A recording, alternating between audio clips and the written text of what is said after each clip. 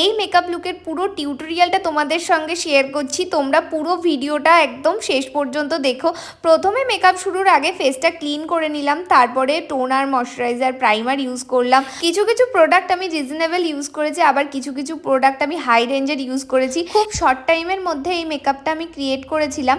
হাতের সামনে যে যে প্রোডাক্টগুলো অ্যাভেলেবেল পেয়েছি সেগুলোই আমি ইউজ করেছি। আর এখানে আমি ম্যাক্সিমিয়ার ফাউন্ডেশনটা ইউজ করেছি, কারণ পুরো দুপুরবেলা রোদের মধ্যে আমাদের এই র্যালিতে বেরোতে হয়েছিল, সেই জন্য। এই চিক টিন্টটা আমার বেশ পছন্দ হয়েছে, আর আমি প্রথমবার ইউজ করলাম লাভ আর্থের, তো বেশ ভালো লাগলো। ব্যাস, ফেস মেকআপ আমার মোটামুটি ডান।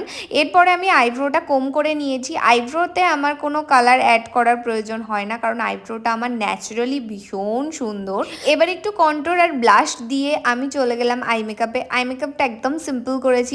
নাইকার এই মিনি আইশ্যাডো প্যালেট থেকে জাস্ট একটা ট্রানজিশন কালার নিয়ে আইলিডে অ্যাপ্লাই করেছি, আর একটু ডার্ক কালার নিয়ে একটু কর্নারে অ্যাপ্লাই করে দিয়েছি। ব্যাস, আমার আই মেকআপ ডান। নাইকার এই লিপস্টিকটা ইউজ করেছি, যেটা আমার পরে মনে হচ্ছিল আমার শাড়ির সাথে মানাচ্ছিল না, তো তাড়াহুড়োর জন্য আমি আর চেঞ্জ করতে পারিনি। ব্যাস, সেটিং স্প্রে দিয়ে আমি ফাইনালি রেডি হয়ে গেছি।